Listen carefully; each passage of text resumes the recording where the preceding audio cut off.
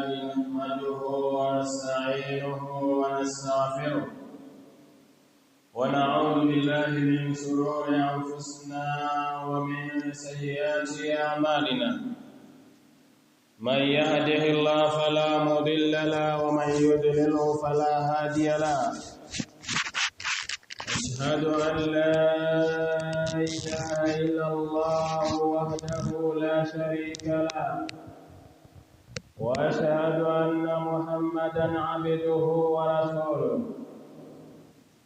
يا أيها الناس اتقوا ربكم الذي خلقكم من نفس واحدة وخلق منها زوجها وبث منهما رجالا كثيرا ونساء، واتقوا الله الذي تساءلون به والأرحام، إن الله كان عليكم رقيبا.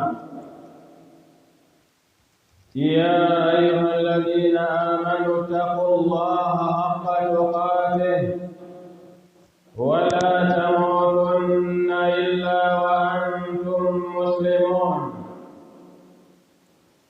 يا أيها الذين آمنوا اتقوا الله وقولوا قولا سديدا يصلح لكم أعمالكم ويغفر لكم ذنوبكم، ومن يطع الله ورسوله فقد فاز فوزا عظيما.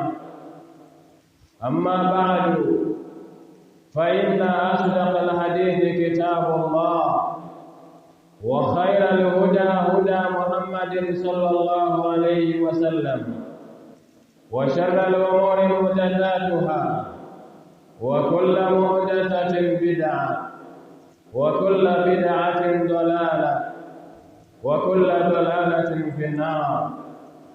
نعوذ بالله من البدع والضلالات والنيران، اللهم آمين.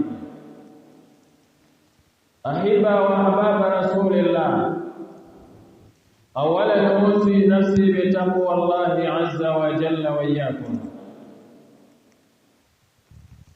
يقول الله تبارك وتعالى: إن للمتقين مفازا. أما خطبتنا اليوم سنتحدث عن محاسبة النفس.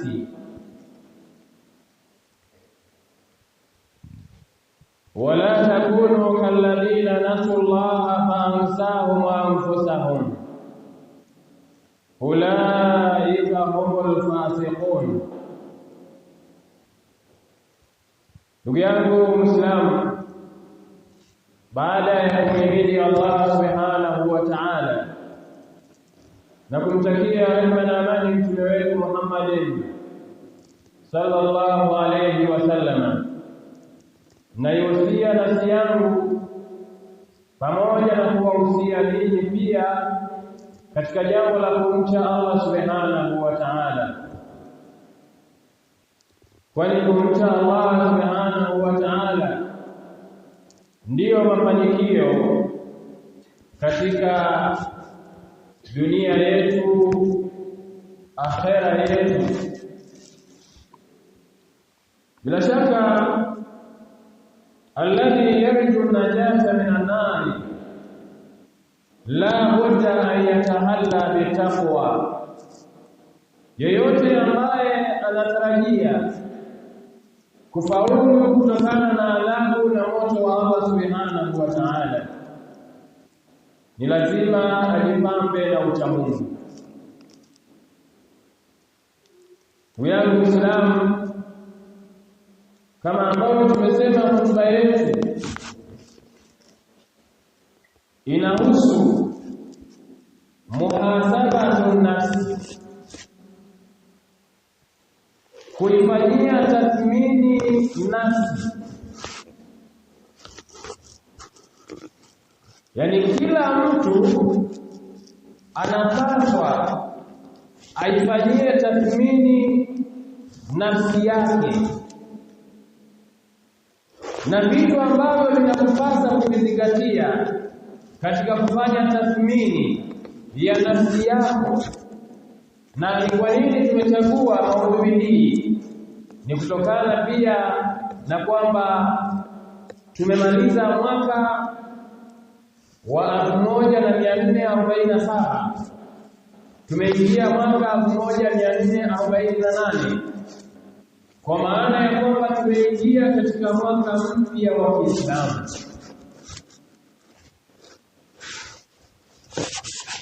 Miongoni mwa mambo ambayo mtu anatakiwa kuyazingatia kwamba masiku yanahesabika na miezi inahesabika, tukijumuisha masiku na miezi ndio tunapata mwaka.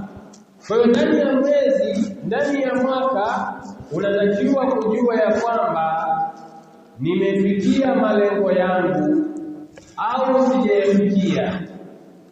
Na je, katika malengo nimefanikiwa yapi na ni kwa vipi nimefanikiwa? Na katika yale ambayo hujafanikiwa, lazima ujiulize kwa nini sijafanikiwa. Ndugu yangu Muislamu, kujifanyia tathmini na hususan katika mambo ya faraid, mambo ambayo Mwenyezi Mungu Subhanahu wa Ta'ala amefaradhishia, umeyatekeleza kwa kiwango gani? Na katika mambo ambayo amekukataza, umeyaacha kwa kiwango gani? Na je, yale ambayo umeyafanya umeweza kurejea kwa Allah? Umeweza kutubia kwa Allah? Umeweza kumtaka istighfari Allah?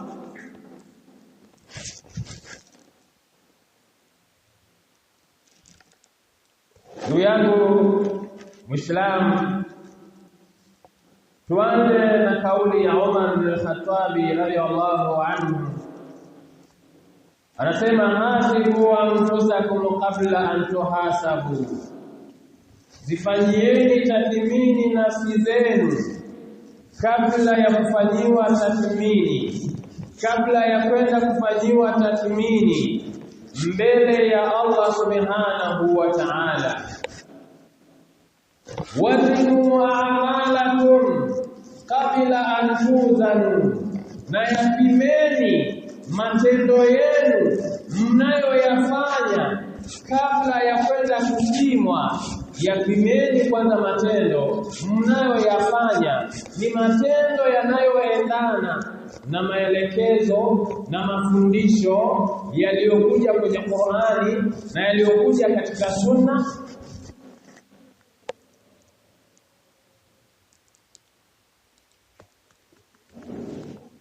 Al-Hasan al-Basri akasema, rahimallahu 'abidan waqafa 'inda hammihi, Mwenyezi Mungu amrehemu mja ambaye amesimama kwenye azma yake, kwenye jambo anataka kulifanya.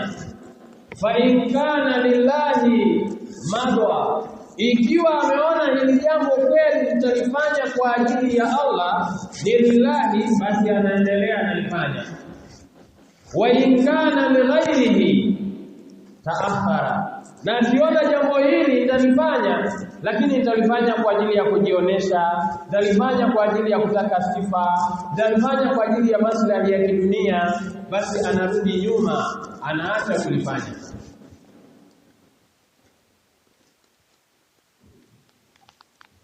Kulifanyia jambo kabla hujaingia kwenye kulifanya, ukalifanyia tathmini, amali hii nataka kuifanya, je, itakuwa na ikhlas au haina ikhlas? Kwa hiyo Umar bin Khattab akasema, wazinu a'malakum qabla an tuzanu, na pimeni matendo yenu kwenye mizani sahihi kabla ya kwenda kupimwa, kwa sababu matendo yatalipwa kulingana na jinsi ambavyo ilivyoamrishwa, kwa kutegemea al-ikhlasu wal mutabaa, ikhlas na kumfuata Mtume sallallahu alayhi wasallam. Akasema, fa innahu akhafu alaykum kwani hilo la kufanya hivyo litakuwa ni jepesi kwenu ninyi. Fil hisabi ghadan, katika hesabu yenu ya kesho, antuhasibu anfusakum al-yawm, msifanyie tathmini nafsi zenu leo, kuanzia sasa zifanyieni nafsi zenu tathmini. Watazayyanu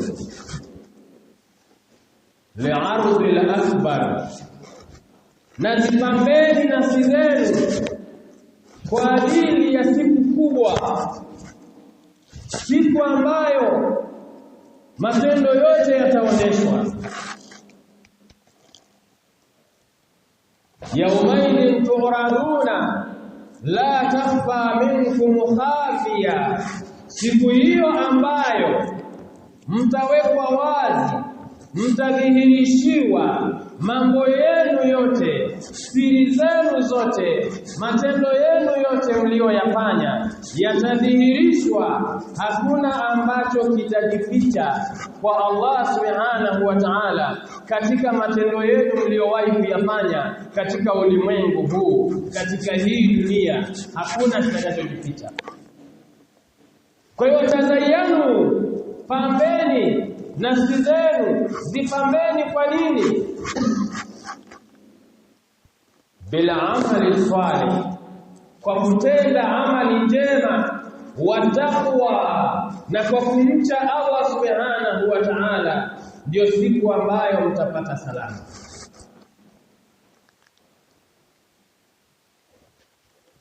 Ndugu yangu Muislamu, kuifanyia tathmini nafsi yako, usidanganyike na sifa wanazokupa watu. Wewe mwenyewe unajijua wapi mimi niko vizuri, wapi mimi nina mapungufu na natakiwa kuyatatua mapungufu yangu, wapi nina madhaifu natakiwa niyaondoshe madhaifu yangu.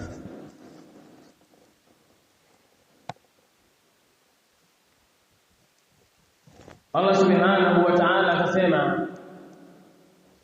wala takunu kalladhina nasullaha faamsahum anfusahum ulaika humul fasiqun,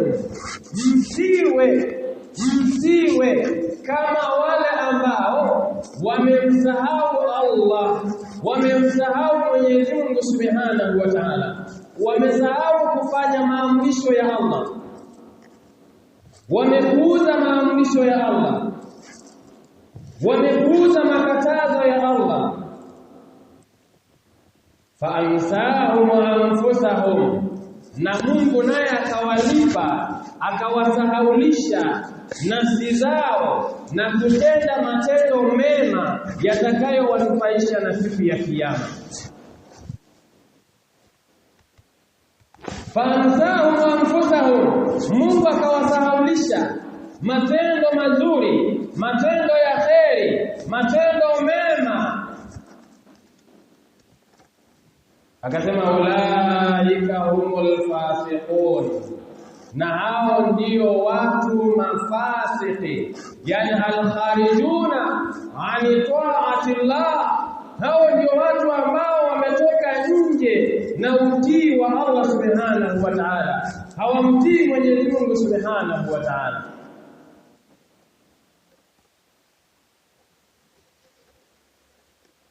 Ndugu yangu Islam, masiku yanapita, miezi inapita.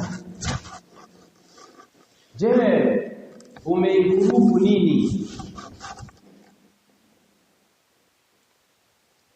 Muislamu, kila sehemu ulipo jifanyie tathmini, na katika maagizo sisi tumeletewa kitabu Qur'ani, tumeletewa sunna za Mtume sallallahu alaihi wasallam. Je, hii Qur'ani unaifahamu kwa kiwango gani? Leo kuna watu miaka inaenda rudi, lakini hajaweza kujua kuisoma Qur'ani yake. Na unakuta mwingine anafanya usafi msikitini, lakini hawezi kutoa hata adhana. Muislamu hawezi kuisoma Qur'ani.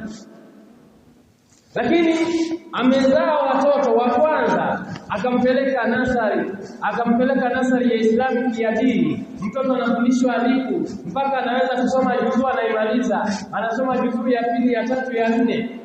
Mzazi ni yule yule aliyempeleka mtoto. Mpaka mwingine ambaye alikuwa hujamzaa, hajaingia tumboni mwa mama yake, akaja akaingia tumboni, akatoka, akaanza kusoma, akakupita. Wewe uliozaliwa miaka mingi, una miaka 20 kwenye Uislamu, una miaka 30 kwenye Uislamu, lakini hujaweza kuimprove hata kidogo, hata sura za kuswalia hauna. Lakini watoto wako mwenyewe uliowasomesha, uliowapeleka, wakajua kuliko wewe ambaye umewasimamia. Uislamu hujajifanyia tathmini. Wako wengine wanasimamia mashule, ni mameneja, wamekaa miaka mingi na shule ni ya Kiislamu, walimu wa dini wako, lakini hajawahi kuisoma Qur'ani na hajui kuisoma Qur'ani. Lakini ana degree yake, ana PhD yake. Yawezekana vipi mtoto hajazaliwa, wewe una manager, wewe una udoktora, alafu unapitwa na mtoto mdogo? Umeshindwaje kufanya tathmini ya kwamba mimi nashindwa nini? Kitu gani kinakuzuia? Kama sio madaraka, kama sio cheo chako. Unaona cheo ni cha thamani sana, lakini Mtume sallallahu alayhi wasallam aliambiwa, iqra bismi rabbikal ladhi khalaqa, soma kwa jina la Mola wako aliyekuumba. Mtume anasema, maana biqari, mimi sijui kusoma. Jibril anambana Mtume sallallahu alaihi wasallam, anasema maana biqari, kuonyesha kwamba kila mtu anahitaji abanwe. Huwezi kusoma hivi lele mama kwa uvivu. Siku zinakwenda Muislamu, angalia shughuli zako unazozifanya leo. Umekuwa na ratiba ambayo haina kipindi hata kimoja cha kuweza kujiendeleza kwenye imani yako, kujiendeleza katika nafsi yako, kuinyanyua nafsi yako, kuipandisha nafsi yako. Kama wewe ni dereva, basi unajua unatoka asubuhi, unarudi jioni unalala. Kama wewe ni machinga, unatoka asubuhi unaenda, unarudi jioni unalala. Kama wewe sijui una kijiwe chako, ukienda unafungua, ukimaliza unarudi unalala. Kama ni wewe ni mwanamke, una kibanda chako, unauza nyanya yako, unauza viazi vyako, unauza vitunguu, ratiba ni asubuhi na kurudi jioni. Nini maana yake? Maana yake utakufa hivyo hivyo na ratiba yako ndio hiyo hiyo. No changes. Hakuna mabadiliko yoyote. Una miaka 30 katika Uislamu, una miaka 40 katika Uislamu, alafu mwaka mmoja una siku 365.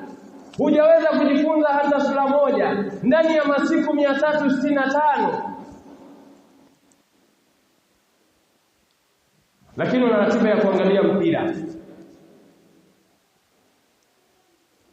una ratiba ya kuangalia season.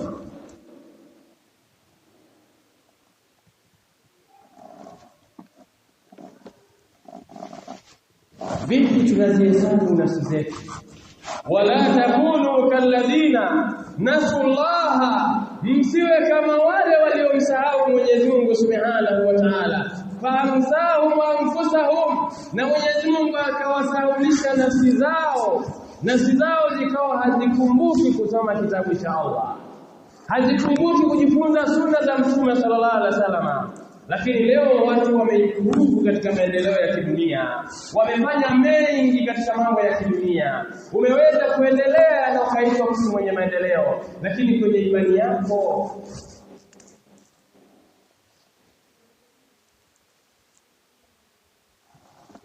يقول الله تبارك وتعالى, anasema Mwenyezi Mungu Subhanahu wa Ta'ala, innal ladhina taqaw idha massahum ta'ifatun minash shaitani tadhakkaru fa idahum mubsirun. Sura al-A'raf aya 201.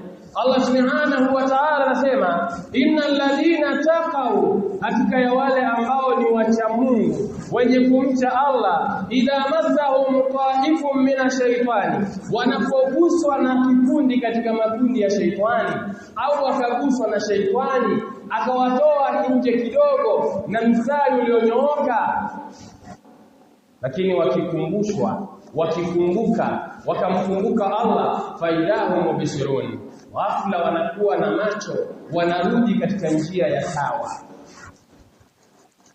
Iweje leo wewe Muislamu umelala, hauna harakati katika dini yako, hauna harakati za kuendeleza watoto wako waisome dini?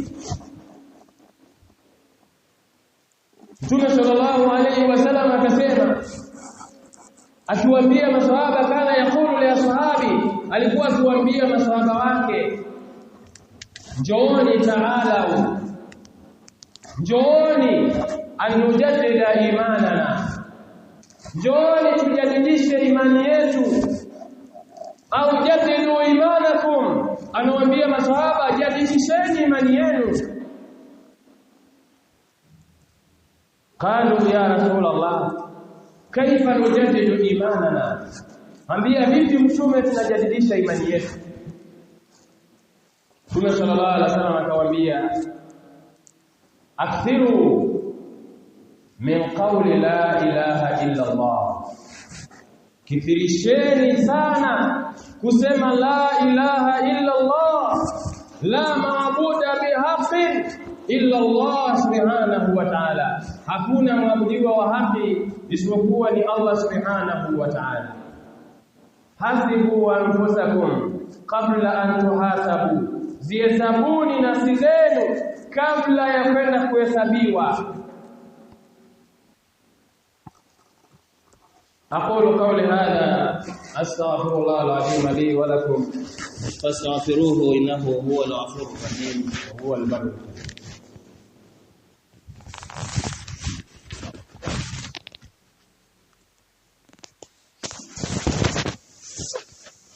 الحمد لله والصلاة والسلام على أشرف الأنبياء والمرسلين سيدنا محمد وعلى آله وصحبه وسلم، أما بعد.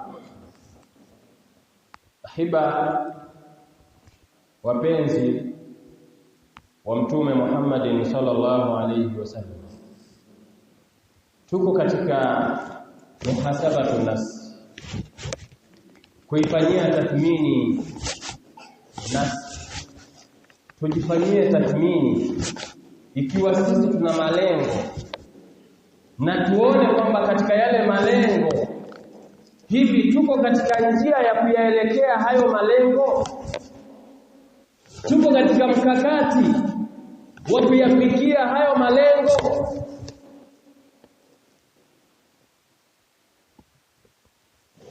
Ana Abi Firasi Rabi'a bin Ka'bi al-Aslami, sikiliza sahaba huyu alipokuwa na malengo. Sahaba huyu anasema ya kwamba kuntu abitu ma Rasulillah sallallahu alayhi wasallam, nilikuwa mimi nikilala pamoja na Mtume sallallahu alayhi wasallam. Na vile vile sahaba huyu kana min ahli sufa, alikuwa ni katika watu wa sufa, watu waliokuwa ni maskini wanalala msikitini. Anasema faatihi biwadhuihi, nikawa mimi namuhudumia Mtume, namletea maji anapohitaji kuchukua udhu, wa hajatihi, na haja zake anapokuwa anahitaji jambo nampa, namuhudumia Mtume sallallahu alaihi wasallam. Qala Rasulullah sallallahu alaihi wasallam, Mtume sallallahu alaihi wasallam akasema, akaniambia mimi, yani salni, baada ya kuwa ameniona na mhudumia, namfanyia ninayomfanyia, akaniambia niombe. Unaniomba nini nikusaidie wewe? Na Rabi'a anafahamu fika ya kwamba Mtume Muhammad ana mahusiano makubwa na Allah Subhanahu wa Ta'ala. Chochote atakachomuomba Allah atampa, atamjibu, yeye afanikiwe.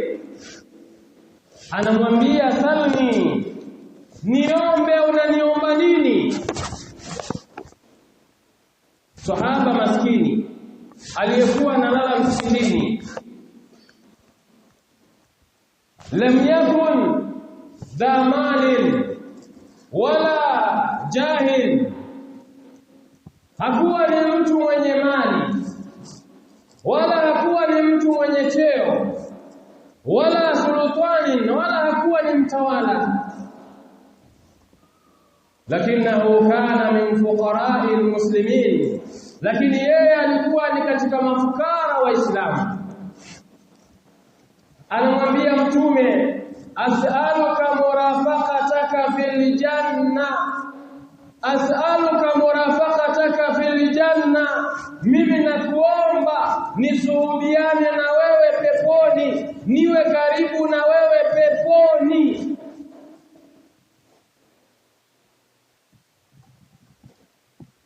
Mtume sallallahu alayhi wasallam akatafakari hilo jibu aliopewa la kuombwa, akaona hichi unachoniomba ni kitu cha akhera, maana hicho atakipata huko mbele.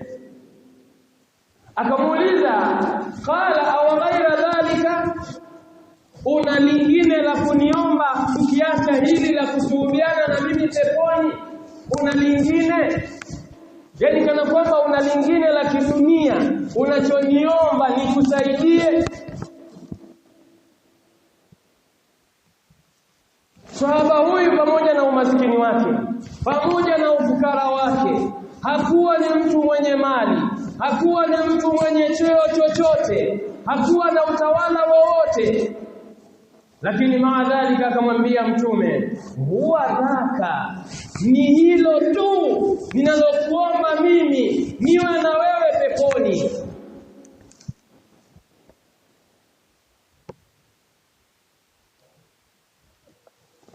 La haula wala quwwata illa billah.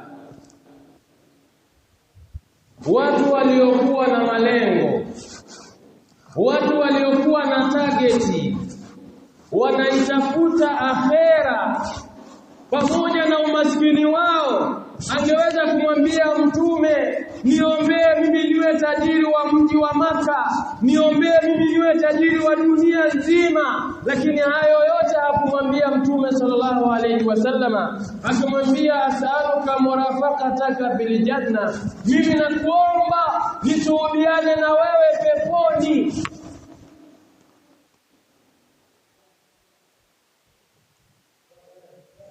Nini akamwambia Mtume sallallahu alayhi wasallama? Qala Rasulullah sallallahu alayhi wasallama, Mtume sallallahu alayhi wasallama akamwambia, fa'inni ala nafsika bikathrati sujudi, nisaidie mimi kufikia hilo lengo lako, kukithirisha sana juu ya nafsi yako ikandamize, ukithirishe kusujudu.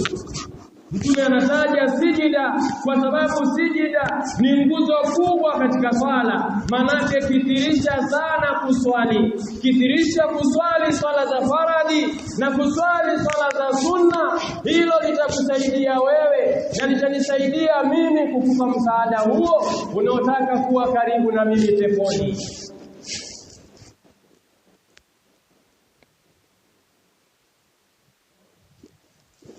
Tujifanyie tathmini leo, tunataka pepo. Kila mtu ukimuuliza anasema nataka pepo, lakini mahala anapotafuta, mahala maisha yake anapoyapotezea, harakati zake zote hazina mlengo wa kumpeleka peponi, haziko kwenye mlengo wa kumwelekeza aende kwenye pepo ya Allah, lakini anatamani kwenda peponi.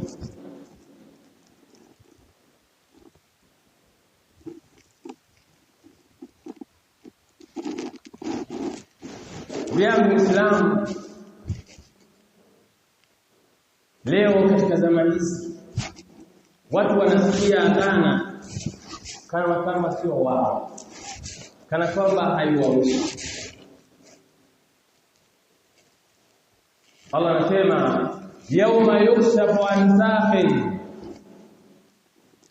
wa yud'auna ila sujudi fala yastati'un, siku ambao utafunuliwa mundi na watu wataitwa, wataenda kusujudu, na kila muumini kama alivyosema Mtume, kila muumini ataweza kumsujudia Allah subhanahu wa ta'ala. Siku ya kiyama ataweza muumini wa kiume na wa kike, ila mtu ambaye hataweza kusujudu ni yule ambaye alikuwa anasujudu kwa ajili ya kuonyesha watu, kwa ajili ya ria. Huyu hataweza kusujudu, na akijitahidi kusujudu mgongo hauwezi, atageuka sujudu kwa kisogo.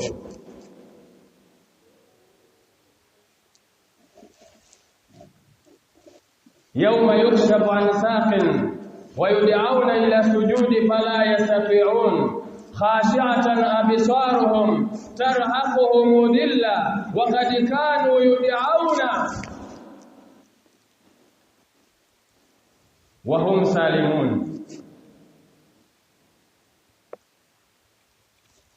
Ndugu yangu Muislamu, watu waliokataa kusujudu wakiwa hai, wakiwa hapa duniani, hawakutaka kusujudu, siku hiyo hawataweza kusujudu, hawataweza kusujudu. Sikwambii wale ambao walikuwa hawaswali kabisa, hao waliokuwa wanaswali kwa kujionyesha hawataweza kusujudu.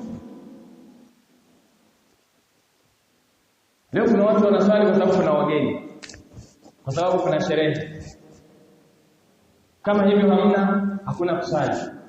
Sasa hivi tuko kwenye likizo, watoto hawaamshi kuswali, lakini siku za shule watoto wanaamshwa mapema kabisa, wanaenda shuleni. Lakini sasa hivi ni baridi, mwache mtoto alale, watoto wanaachwa wanalala. Hivi tuna malengo na akhera? Safari yetu ni ya kuelekea akhera. Mtume sallallahu alaihi wasallam anasema aljannatu aqrabu ila ahadikum min shirakin alayhi wa naru kadhalika. Mtume anasema pepo iko karibu na mmoja wenu kuliko hata mikanda ya viatu vyake. Pepo iko karibu naye sana, na moto vile vile uko karibu naye. Yani na maana wewe kiko karibu sana na wewe.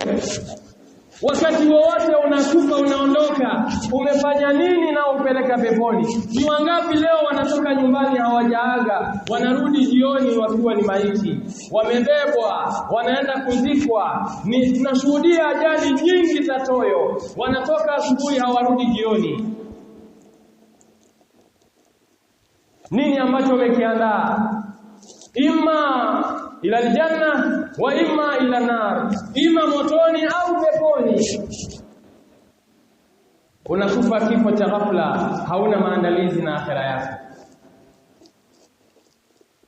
Mtume sallallahu alayhi wasallam kwa hadithi alipokea Tirmidhi anasema ya kwamba khairun nasi man tala umruhu wa hasuna amaluhu, mbora wa watu ni yule ambaye umri wake umekuwa mrefu, akaishi miaka mingi na matendo yake yakawa mema. Na kinyume chake, wa sharrun nasi man tala umruhu wa saa amaluhu, ni yule mtu ambaye ameishi umri mrefu lakini matendo yake ni matendo maovu.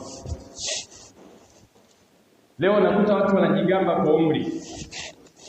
Mimi nimeishi miaka mingi bwana, mimi sili vyakula vya kisasa bwana, mimi nakula vyakula vya kienyeji bwana ambao haviharibu, mimi sipi haraka bwana, mimi na umri mrefu. Lakini umri mrefu umefanya nini wewe?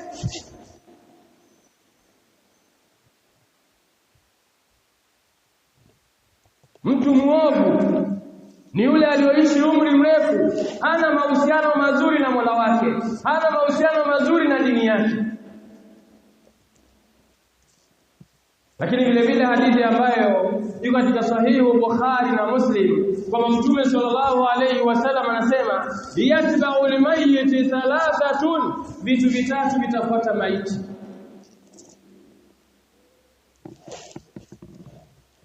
Ahluhu, watu wake, wa maluhu, na mali yake, wa amaluhu, na matendo yake. Fayarji'u ithnani wa yabqa wahidun, vitarudi vitu viwili na kitabakia kimoja.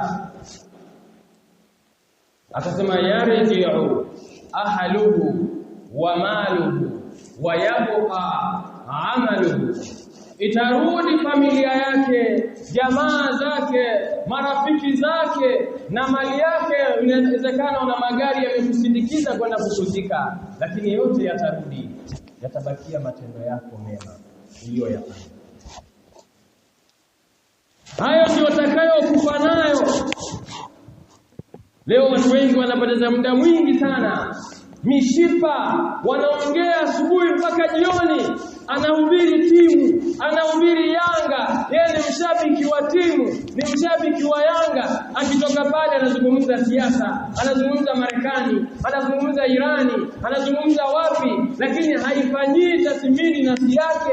Wewe umefanya nini? Hata kama ukawa na dola nzuri, dola ya Kiislamu, ukatawaliwa na nabii, lakini wewe ni muovu. Kama ingekuwa ni hivyo, Abu Jahali angeenda peponi, kwa sababu aliishi zama za Mtume Muhammad sallallahu alaihi wasallam.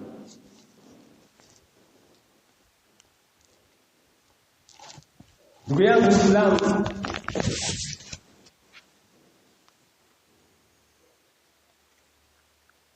muda hauturuhusu, lakini katika kufanya tathmini ni pamoja na kufunga. Tuko katika mwezi wa Muharram, kufunga siku ya Ashura, kama alivyosema Mtume sallallahu alaihi wasallam katika hadithi ambayo katika sahihi Muslim. Mtume sallallahu alaihi wasallam anasema siyamu yaumi Ashura, funga ya siku ya Ashura, akasema yukaffiru sanatal madhiya, inafuta makosa ya mwaka uliopita. Kwa hiyo Muislamu asiyakaacha fursa hii, ni miongoni mwa matendo mema ambayo yanakuongezea rasilimali katika matendo yako. Lakini pia katika hadithi nyingine ambayo katika sahihi Muslim, pia Mtume sallallahu alaihi wasallam alipoambiwa mbona Mayahudi wanafunga hii siku ya Ashura, vipi sisi tunaafikiana na Mayahudi? Mtume sallallahu alaihi wasallam anasema fa idha kana al-aamul muqbil, tutakapokuwa au itakapokuwa mwaka unaokuja, anasema sumna insha Allah, sumna liyawma tasi'a, kama tutajaliwa kuwa hai tutafunga tarehe 9, maana yake tutafunga tarehe 9 na tarehe 10. Lakini katika Musnad Imam Ahmad, an Ibn Abbas, qala Rasulullah sallallahu alayhi wasallam, kama Mtume sallallahu alayhi wasallam anasema sumu yawma Ashura, fungeni siku ya Ashura, wa khalifu fihi al-yahuda, na wakhalifuni ndani yake Mayahudi. Sumu qablahu yawman wa ba'dahu yawman, fungeni kabla ya siku ya 10, siku moja kabla, na fungeni baada yake siku moja. Kwa hiyo hii yote ni katika namna ya kuwahalifu Mayahudi. Kwa hiyo Muislamu asiache fursa hii ikampita. Lakini pia wale ambao wanajinasibisha na Mashia, Uislamu haujaamrisha watu kujitoa damu, watu kujiua, watu kujikatakata, watu kujipiga.